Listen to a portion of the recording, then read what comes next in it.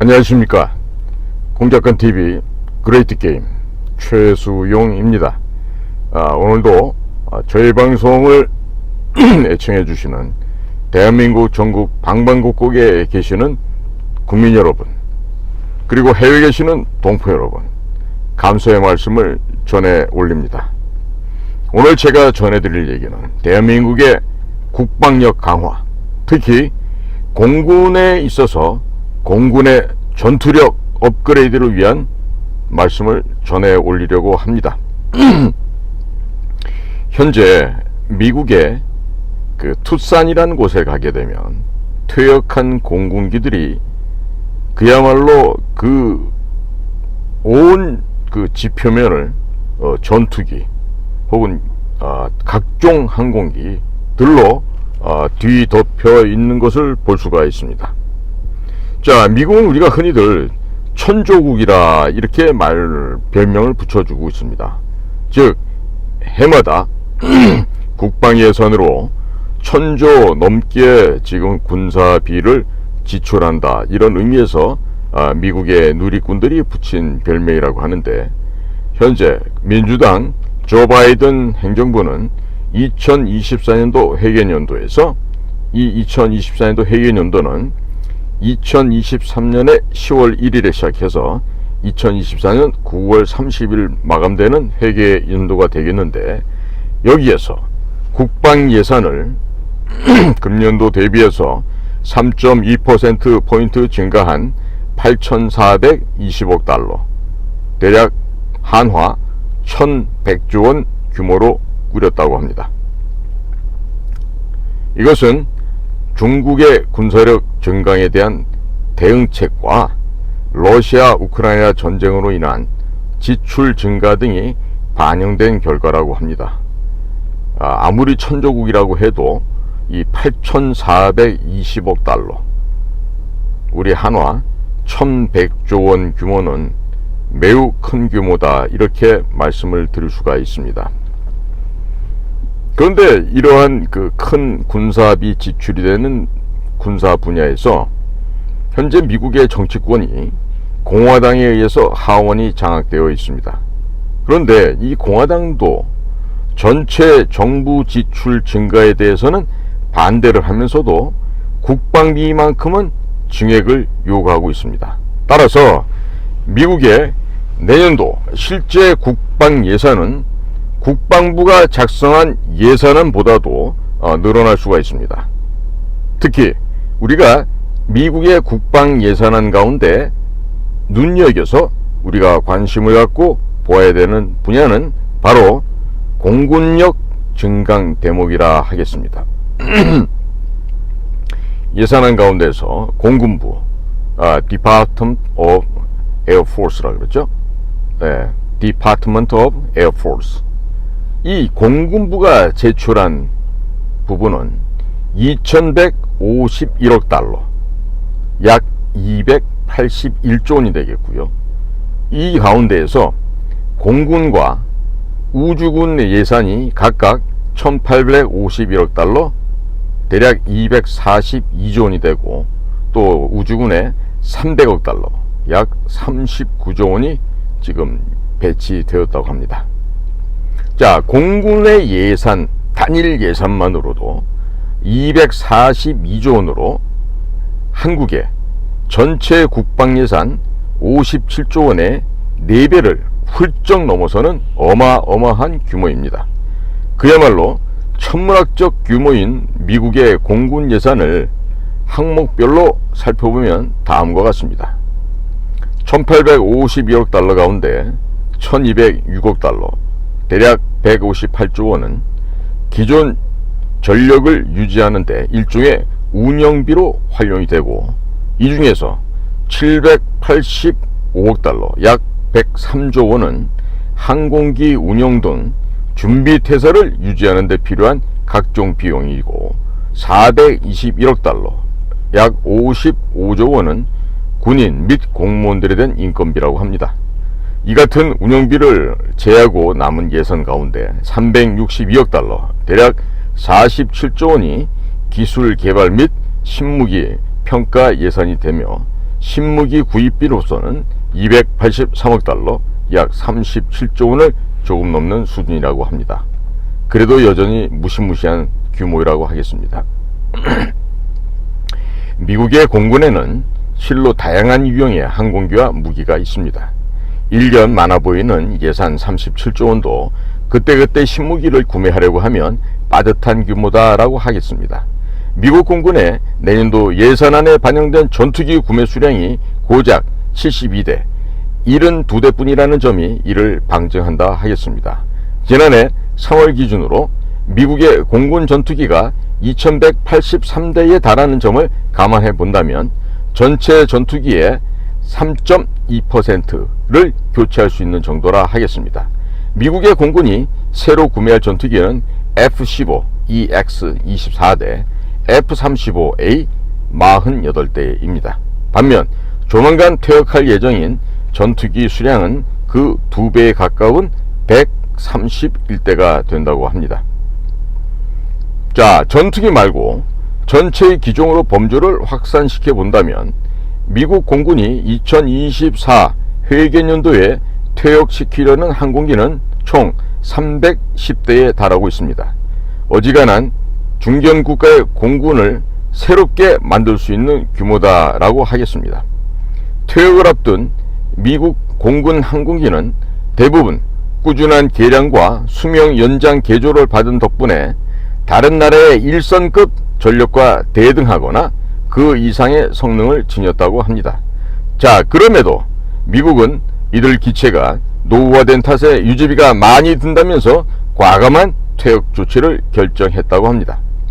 미국이 퇴역시킬 전투기들의 면면을 보면 역시 미국이다 라는 감탄이 나올 정도입니다. 우선 현존하는 최강의 전투기로 불리는 F-22A 랩터가 32대나 퇴역할 예정이고, 이 랩터는 1990년대 중반부터 생산된 이 모델의 기령이 30년이 채 안 된 상태입니다.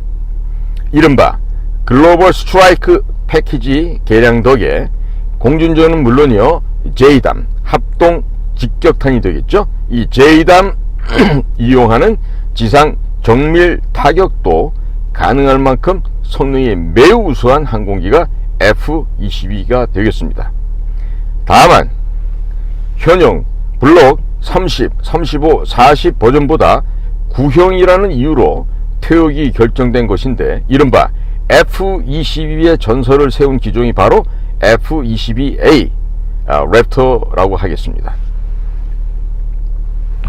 2006년 6월에 노던 엣지 훈련에서 F-22는 F-16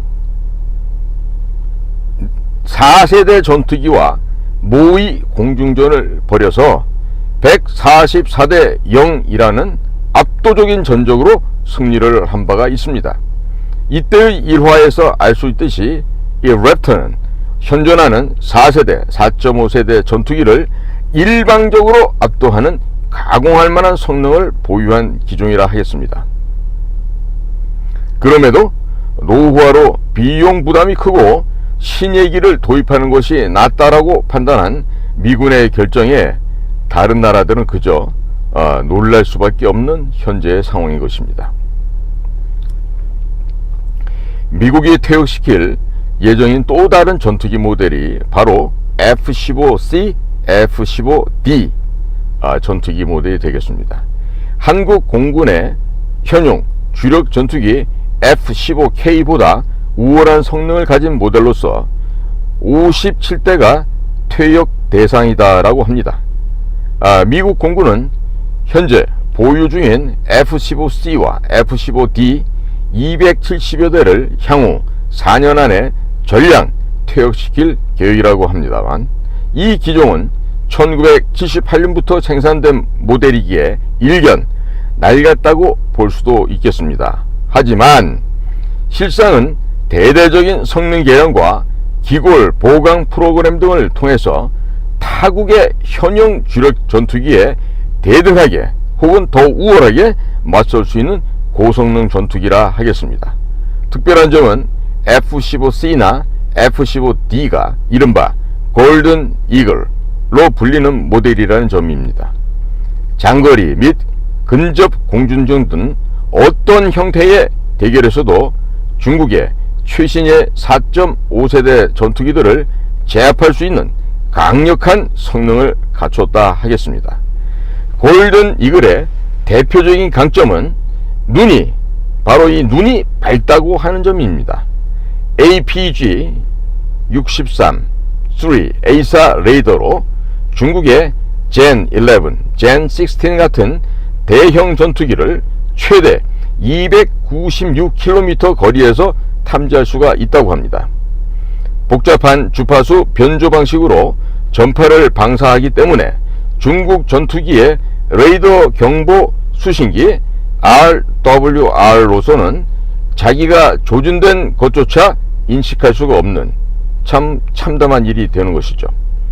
일본의 가네다 공군기지에서 운용된 일부 기체에는 레기언 포드라고 명명된 장거리 적외선 탐지 조준 장치가 탑재되어 있었습니다.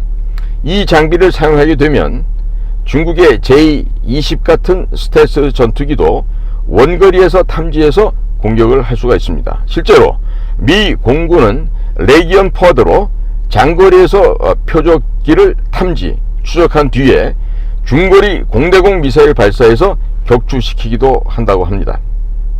자, 여기에서 또 특이할 점은 JHMCS입니다. Joint Helmet Mounted Queuing System입니다.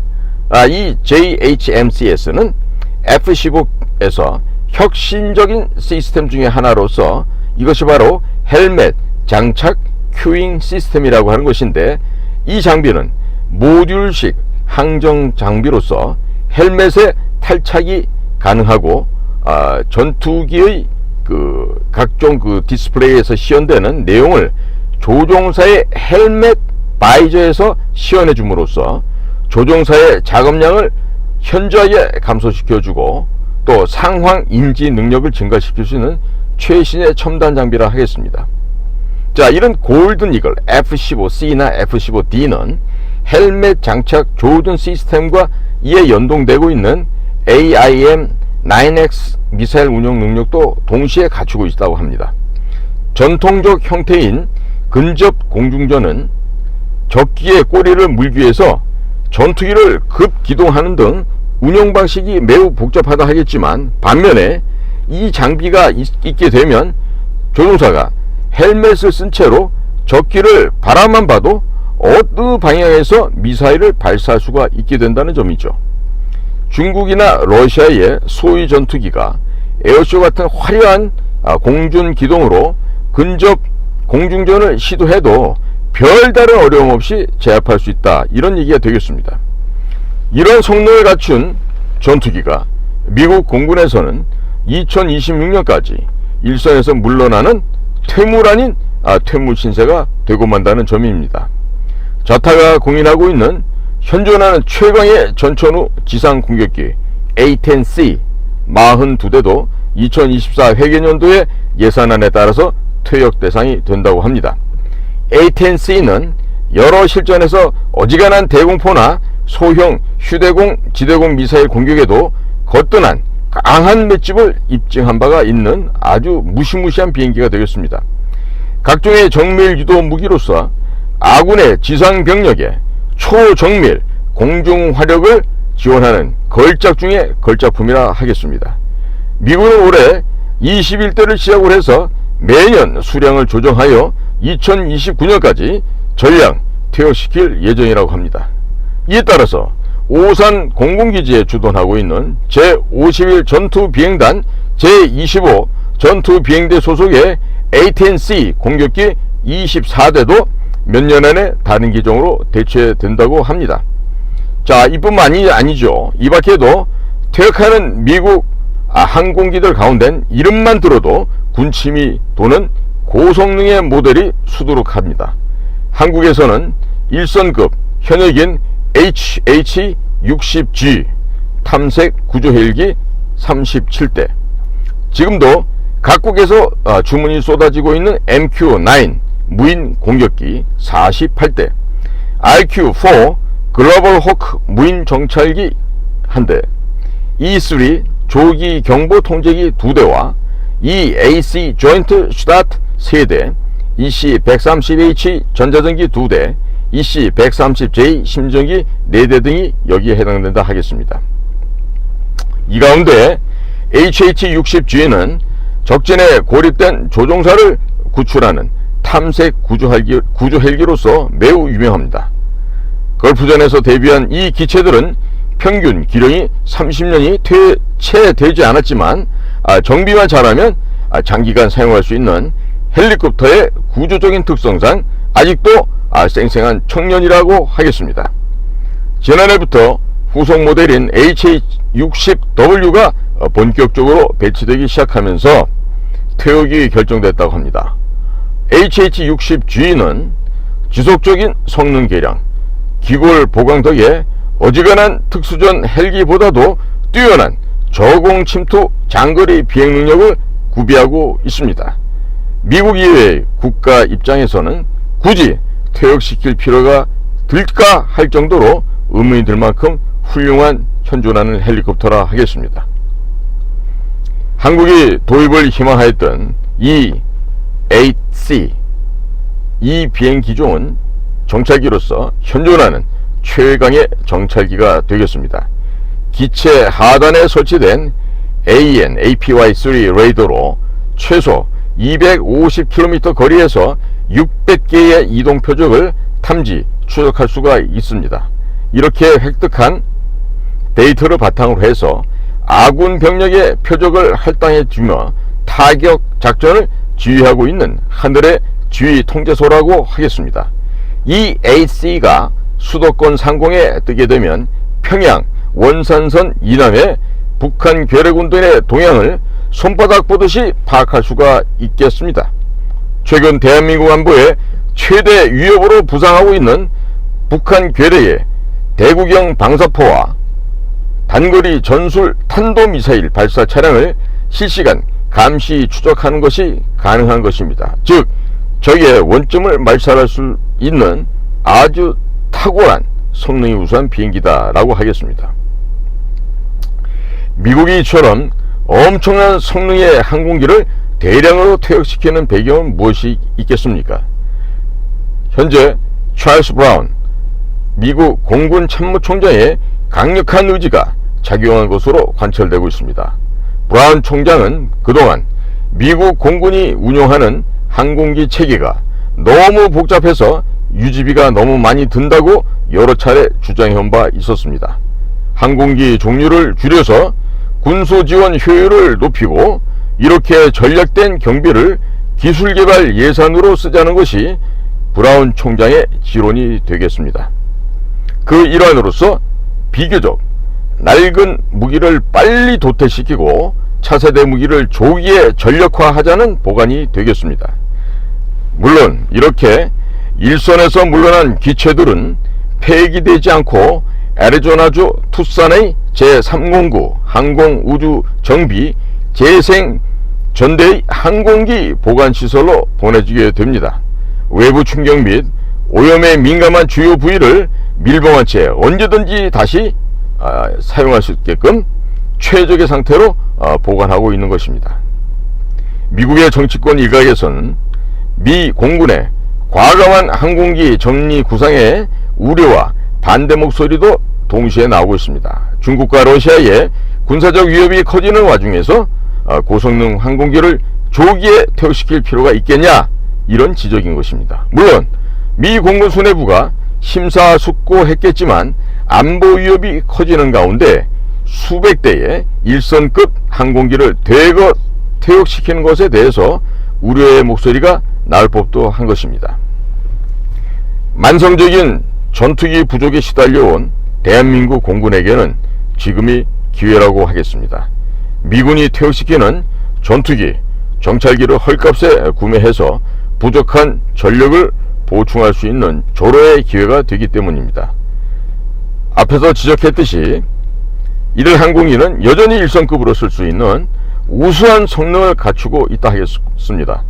대량 생산되어 전 세계적으로도 부품 수급도 원활한 편으로 평가받고 있습니다.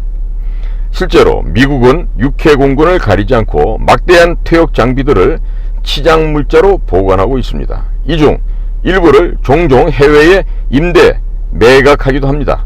인도네시아 공군은 현용 주력 전투기 F-16C 24대가 바로 그러한 사례에서 구입해온 비행기라 하겠습니다. 미국 공군에서 퇴역해서 보관하고 있던 기체를 인도네시아 측이 구매한 것이죠. 대대적인 성능 개량과 예비 부품 패키지를 포함해서 대당 3,100만 달러, 약 405억 원에 구매한 것으로 알려져 있습니다.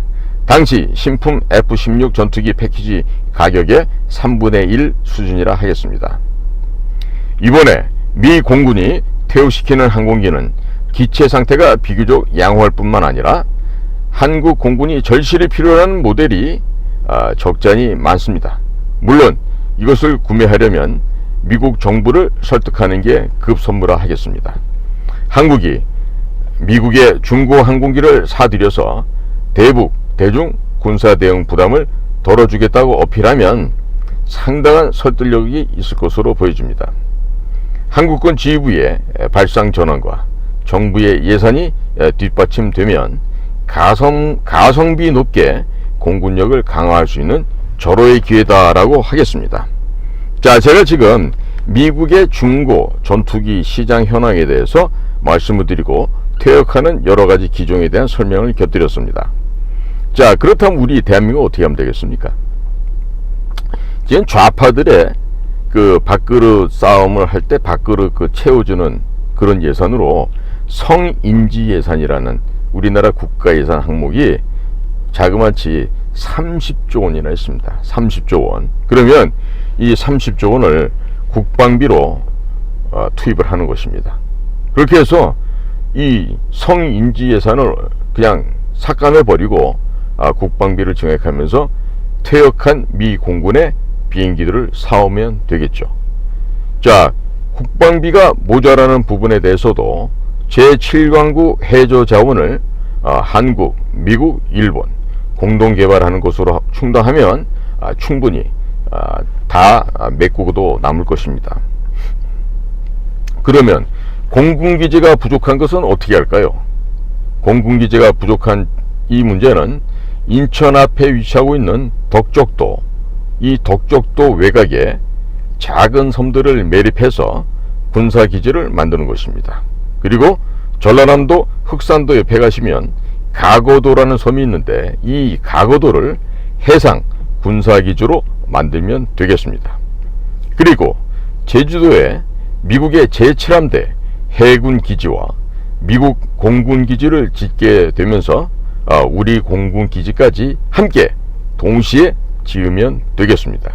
그리고 북한을 밀어버리고 북한 땅에 공군기지를 지어서 퇴역한 이런 비행기들을 가져다가 대거 북한 지역에 배치해 놓으면 되겠죠. 이건 물론 우리가 북을 수복시켜버리고 말겠다는 그런 전제하에서 이루어질 수가 있겠습니다. 중국 공군이 퇴역한 공군기 350여 대를 무인기로 만들어서 미끼로 한반도에 보내고 우리 공군기들의 미사일을 모두 소진시키고 난 다음에 실제 전투기를 띄워서 한미연합 공군을 괴멸시킨다는 전략을 짜고 있습니다. 자, 우선 KF-21이 120대가 현장에 배치되려고 하면 2030년 초나 되어야 하는데 그것은 노후한 F4, F5를 대체하는 물량이라서 실제 전력 상승의 효과는 매우 미미하다 하겠습니다.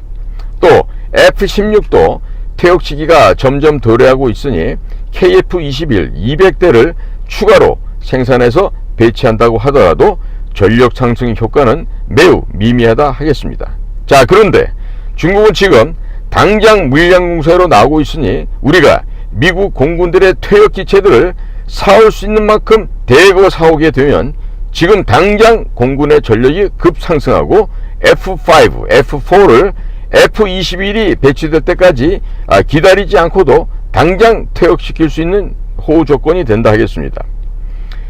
아울러 F-15의 정비창이 경상북도 영천에 있기 때문에 국내에서 수리가 가능합니다.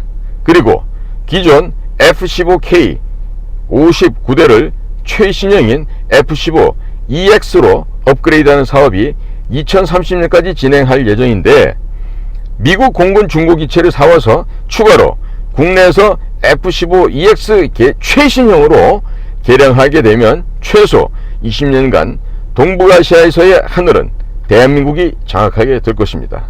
자, 그러는 사이 국산 전투기 KF-21을 대량 생산해서 배치하게 되면 우리 공군력은 무지막지한 괴물로 변신하게 될 것입니다.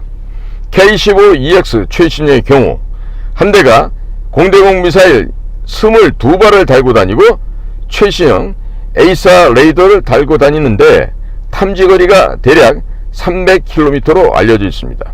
그리고 전자전 능력도 적기 레이더를 전자파로 태워버리는 사실상의 스텔스가 될 겁니다. 적의 눈을 찔러서 눈을 못 뜨게 만드는 능력을 갖고 있다, 이런 얘기가 되겠습니다. 그리고 F-15EX의 경우에는 레이더 사거리가 300km 이상이 되니 레이더 탐지거리가 200km에 남짓하는 중국 공군기들은 F-15EX가 어디에 있는지도 발견조차 못한 채 장거리 미사일을 맞고 격추될 것입니다. 열대만 떠도 미사일이 220발이 날아가게 되니 그냥 하늘의 깡패가 될 것입니다. 그런데 열대가 아니라 100대가 뜨면 미사일이 2200발이 날아가는 셈이 됩니다. 또 F-15EX의 작전 반경이 약 1800km로 알려져 있는데 인천에서 북경까지가 약 900km인 점을 감안해 본다면 중국 내륙 깊숙한 곳까지 폭격하고 무사하게 돌아올 수가 있겠습니다. 또한 F-15EX는 덩치가 워낙 크고 그냥 전투기계의 헤비급 조폭이라고 보시면 될 것입니다. 그만큼 무장 역량과 전투력이 탁월하다고 하겠습니다. 미국이 사막에 버리는 전투기를 우리나라에서 그냥 우리나라에다 버리라고 이렇게 요청을 하고 그냥 받아와서 성능 개량하고 중국 코앞에 배치하면 되겠습니다. 지금 예를 들면 이런 것입니다. 50대의 F-15EX를 이제 폐기한다 했을 때 50대 사다가 그 하드웨어 몸체를 갖다 우리가 활용하죠. 그런데 한 대만 뜯어보면 대한민국의 기술이 그 내부 구조를 파악할 수가 있습니다. 그러면 한 대를 분해해서 내부에 어떤 것들이 어떻게 배치되는지 확인하고 필요한 것들은 우리가 스스로 만들어 쓸 수가 있는 것이죠. 미국에게는 대한민국이 동맹이기 때문에 쓰레기 처리 비용도 안 받겠다고 하면서 우리한테, 즉 대한민국에게 버리라고 이렇게 위트 있는 표현을 해도 될 것입니다. 자, 미국이 폐기하는 F-15를 전체 물량을 몽땅 사오게 되면 우리 공군이 보유하고 있는 F-16도 도태시켜도 될 것이고 온 공군의 전력을 F-15로 쫙 깔게 될 것입니다. 자, F-16은 매우 우수한 비행기이긴 하지만 덩치가 작아서 연료 탑재량이 매우 적습니다. 따라서 중국 본토를 폭격하고 돌아오는 것이 용이하지 않습니다. 그렇기 때문에 미 공군이 버린다고 하는 F-15를 도입해서 중국 공군기와 중국 내륙 군사기지를 파괴시켜버리고 우리 군이 보유하고 있는 F-16으로는 중국 해군에게 대한 미사일을 대량으로 날리는 전술도 역시 가능하지 않겠습니까? 성인지 예산 30조 원을 전액 군사비로 돌리고 제7광구 해저 자원을 한국, 미국, 일본 공동 개발하면 미군이 버리는 전투기를 몽땅 다 사올 수 있게 될 것입니다. 우리가 이렇게 화끈하게 열정적으로 중국을 막아준다고 하면 미국은 고철값으로도 줄 수도 있을 것입니다. 단종된 부품 문제는요, 이 단종된 부품은 3D 프린터로 만들면 됩니다. 우주선 부품도 3D 프린터로 만들고 또 우리 공군도 단종된 F-15 부품을 3D 프린터로 찍어내서 쓴 바가 이미 경험치로 축적되어 있으니 미국이 허락만 하면 부품 수급은 그다지 어렵지 않을 것으로 전망되고 있습니다. 미국이 퇴역시키는 기체들을 대량으로 갖고 오게 되면 중국의 해군, 공군은 무력화됩니다. 군비 증강하다가 중국 경제가 가랭이 찢어져서 무너지게 됩니다. 마치 구소련이 무너지게 되는 것과 유사한 상황이 될 것으로 전망이 됩니다. 자, 미국과 잘 이야기해서 최대한 많이 사오고 당장에 쓸 수 있는 성인지 예산 30조 원을 국방비로 돌리면 비용 충당은 되고도 남습니다. 윤석열 대통령은 국가안보가 제1의 복지라는 사실을 잊어서는 안 될 것입니다. 오늘도 저희 공작관TV 그레이트 게임을 경청해 주셔서 감사를 드립니다. 고맙습니다.